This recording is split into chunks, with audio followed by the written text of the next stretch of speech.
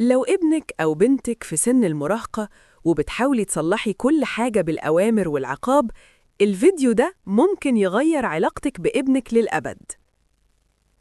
في سن المراهقة، الاحتواء مش رفاهية، الاحتواء هو الأمان. أنا عايزة أقول لكل أم عندها ابن أو بنت في سن المراهقة، اوعي تفتكري إنك هتكسبي المرحلة دي بالقرارات، انتي بتكسبيها بالاحتواء.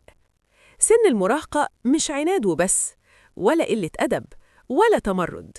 سن المراهقة لخبطة مشاعر، أفكار، خوف وضغط. ابنك أو بنتك في السن ده بيبقوا محتاجين حد يسمعهم، مش حد يحاكمهم. محتاجين حضن نفسي، مش محكمة. أكبر غلطة بنقع فيها كأمهات إن أول ما نسمع مشكلة نطلع القرار: ممنوع، لأ، هتتعاقب، أنا عارفة مصلحتك. بس الحقيقة أنتِ كده بتقفلي باب الحوار، وممكن تفتحي باب الغربة بينك وبين ابنك. الاحتواء يعني إيه؟ يعني لما يحكيلك تسمعي للآخر، حتى لو الكلام وجعك، حتى لو صدمك، حتى لو غلط. الاحتواء يعني تقولي أنا سامعاك، حاسة بيك، تعالى نفهم مع بعض. مش معنى الاحتواء إن الغلط صح، ولا إنك تسيب الحبل على الغارب، لأ، الاحتواء الأول وبعدين التوجيه.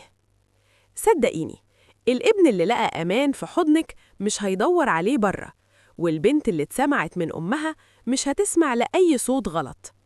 لو عايزة ابنك يسمع كلامك، اسمعيه الأول. لو عايزاه يحترم قراراتك، احترمي مشاعره. افتكري دايماً، في سن المراهقة الاحتواء أهم من أي قرار.